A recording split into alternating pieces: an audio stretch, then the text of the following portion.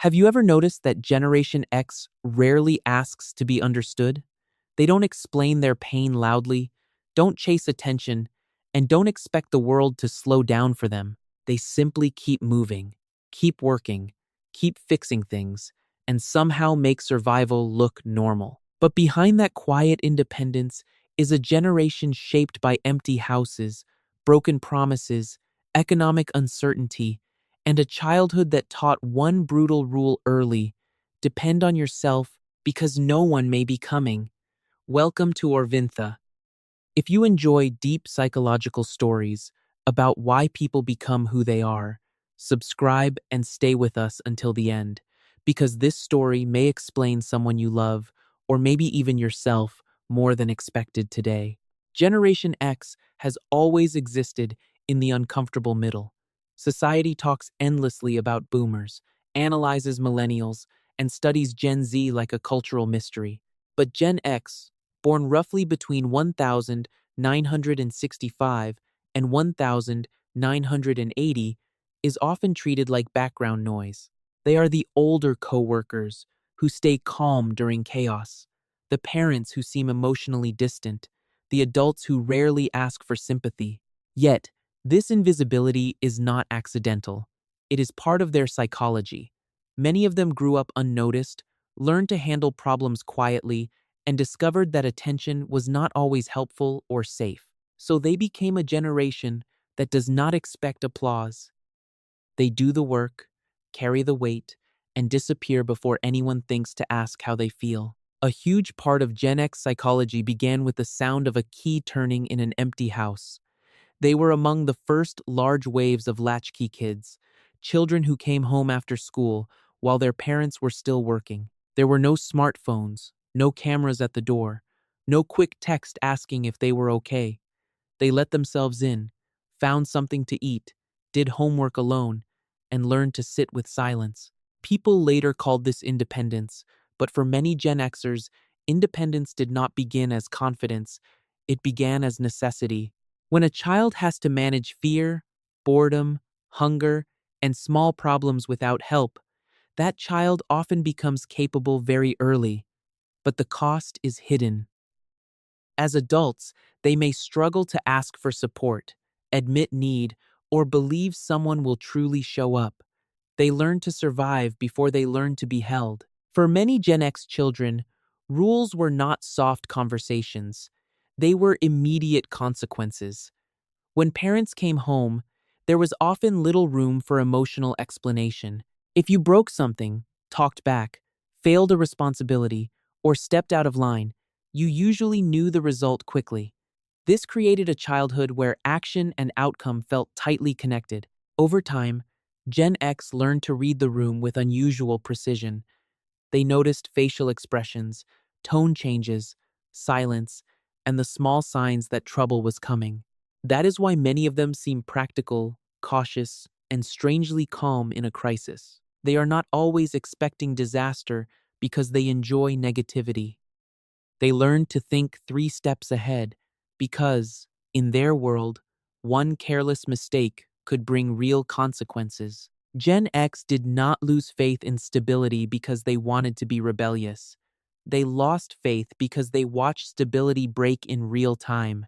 Many grew up during the 1970s and 1980s when divorce became more visible, families split apart, and the home no longer felt as permanent as adults once promised. At the same time, they saw hardworking parents give years to companies, only to be replaced, downsized, or handed a pink slip when profits demanded it. The message they heard was simple: work hard, follow the rules, and life will reward you. But the world kept proving otherwise, so their realism hardened into emotional preparation. They hoped things would work out, but they also kept one eye on the nearest exit. They did not expect the worst because they loved negativity. They expected it because, too often, the worst had already arrived before anyone ever warned them. Privacy became one of Gen X's quiet survival strategies. They grew up in a world where mistakes disappeared with time. An embarrassing moment might live in a few memories, not on a screen forever. There were no viral clips, no comment sections, no strangers replaying your worst day for entertainment. So, when modern culture treats visibility as validation, many Gen Xers feel something different: exposure. To them, sharing too much is not freedom, it is losing control. The less people know, the safer the inner life feels. This is why their silence should not be mistaken for emptiness. Gen X often has plenty to say. They simply understand that personal information, once released, can become a weapon against them later. Humor became one of Gen X's most familiar forms of emotional armor. When something hurt, they learned to laugh before anyone could see the wound. When fear got too close, sarcasm gave them distance. When a conversation became too serious, a sharp joke could pull them back to safety. To outsiders, this can look cold, dismissive, or emotionally unavailable, but often it is something more complicated. Gen X does not always use humor to avoid feeling. Sometimes they use it to survive feeling. A joke lets them stand near pain without being swallowed by it. It says, "I notice the darkness, but I will not let it own me." Their irony is not emptiness. It is control, protection, and sometimes the only language their vulnerability ever learned to speak clearly. Gen X often works with a quiet intensity that younger coworkers can mistake for emotional distance. Many of them learned labor early through paper routes, grocery stores, babysitting, lawn mowing, fast food counters, and jobs where no one cared about their feelings as long as the work got done. That gave them a strong respect for effort, reliability, and practical skill. But their loyalty has limits. They watched parents and neighbors give decades to companies, then get downsized as if loyalty meant nothing. So Gen X may work hard, but they rarely believe a company will save them. Their deepest loyalty is to competence. They want to be useful, adaptable, and difficult to replace, not because they need applause, but because skill feels like protection. If the system collapses, they trust what they can do with their own hands and judgment more than any corporate promise ever made to them. Gen X can be fiercely independent, but that independence should not be confused with selfishness. Many of them hate asking for help because asking feels like becoming a burden or admitting they failed to handle something alone. They have been figuring things out since childhood, so reaching out can feel unnatural. But when someone else is in trouble, they often respond immediately. No performance, no dramatic speech, no post online about what a good person they are. They just show up, fix the problem, drive across town, make the call, bring the tools, or sit quietly beside you. Because they know what it feels like to struggle alone. They may not be good at saying, "I need help," but they are often very good at hearing it before anyone speaks. Gen X has a complicated relationship with authority. They are not automatically rebellious, and they do not reject leadership just to prove a point.